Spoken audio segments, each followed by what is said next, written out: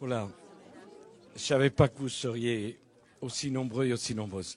Bon, mesdames et messieurs, compte tenu de la chaleur ambiante et du fait que vous êtes debout, je ne vais pas faire un long discours. Je voulais juste vous dire quelques mots et vous expliquer la raison de notre visite avec Carla et les ministres. Je voudrais d'abord remercier Madame le maire d'Avignon, qui est mon ami, remercier les élus qui sont ici, notamment Thierry Mariani. Je suis venu accompagné du ministre Xavier Bertrand et de Nora Béra. Je veux vous parler franchement de l'hôpital et de la santé. Rarement un président de la République est venu autant de fois visiter les hôpitaux. Pourquoi je le fais? Je le fais pour deux raisons.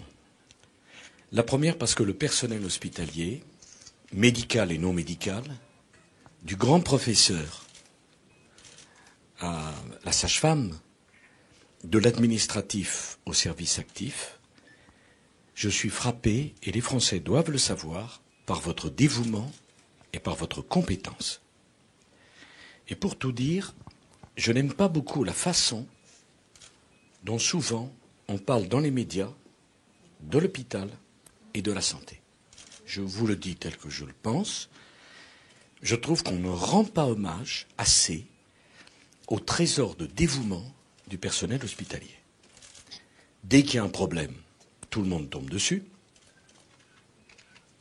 Mais personne ne parle des trains qui arrivent à l'heure, des enfants qui naissent dans la joie et le bonheur, des patients qui sont guéris, des familles qui sont soulagées, de toutes ces personnes qui arrivent aux urgences ou en cardio, qui ont fait un malaise et puis qui repartent sur leurs deux jambes bien tranquilles.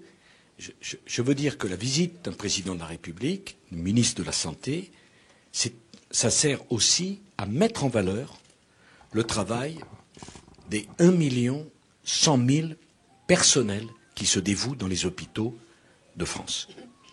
Et je veux que ça vous le preniez au premier degré. C'est vraiment profondément ce que je pense. Profondément. La deuxième raison de ma visite, et je ne serai pas long, mais je veux que vous le compreniez, c'est la question du budget et des choix financiers. Je veux que vous le compreniez, ça. Le budget de l'hôpital a augmenté de 3% cette année. Il a augmenté de 3% l'année dernière, alors qu'on était en récession. Je ne parle pas de l'hôpital d'Avignon, je parle des hôpitaux en général. Et l'année prochaine, il augmentera de 2,9. Cette année, il a augmenté 2 fois plus que la croissance.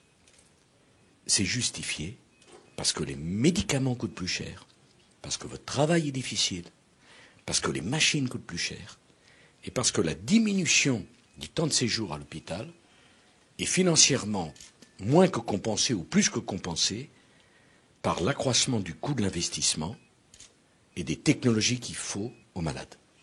On va continuer à investir dans l'hôpital. Dans le vôtre, il y a eu 58 millions d'investissements, mais en même temps, je ne peux pas rester avec les 2/3 des hôpitaux qui sont en déficit. Je voudrais d'ailleurs vous féliciter parce que le vôtre d'hôpital a diminué son déficit en 2 ans de près de la moitié, mais ce n'est pas sain pour votre outil de travail. On ne peut pas vivre avec un déficit. En 2008, vous aviez 8 à 9 millions de déficit. Il n'y a personne qui peut vous dire qu'un hôpital qui est en déficit n'est pas un hôpital qui est menacé. Il ne s'agit pas de faire de la marchandisation de la santé, mais chacun peut comprendre que ça ne peut pas fonctionner. Et je veux que vous compreniez que le contrat de retour à l'équilibre, on le tiendra. J'ai annoncé que le ministre verserait 1 million de subventions de fonctionnement de plus à l'hôpital pour vous aider, pour vous récompenser. Un mot sur la T2A. J'ai regardé dans le monde entier les systèmes de rémunération dans les hôpitaux. Un monde entier. Il n'y a aucun système qui soit totalement satisfaisant. Alors en France, j'ai connu le budget global, moyennant quoi, chaque année, vos dirigeants venaient négocier le budget de l'année passée plus l'inflation. que les choses soient claires, ça pénalisait les bons hôpitaux et ça favorisait les moins bons. Eh oui, puisque de toute manière, qu'on travaillait bien, ou plus, ou moins, on avait la même chose que l'année passée. La T2A, la tarification à l'activité, je sais que c'est très compliqué, je sais que ça provoque parfois des frustrations, mais un hôpital comme le vôtre, qui a plus d'activité, aura plus de rémunération. Je regardais en obstétrie, en 6 mois, vous avez 10% de plus de naissances à l'hôpital, donc avec la T2A, c'est votre intérêt. Mais j'ai regardé dans le monde entier, tous les systèmes de T2A ou voisins, c'est-à-dire de tarification à l'activité, ont mis plusieurs années à se mettre en place. Pourquoi ? Et là, je suis tout à fait prêt à ce que le ministre en discute avec vous. C'est pas la bonne tarification. Certains axes sont plus tarifés que d'autres. Mais c'est dans cette direction qu'il faut aller. Dernier point que je souhaite évoquer avec vous.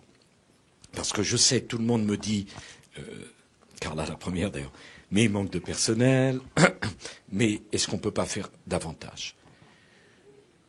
Je vous le dis, on fera 3% de plus.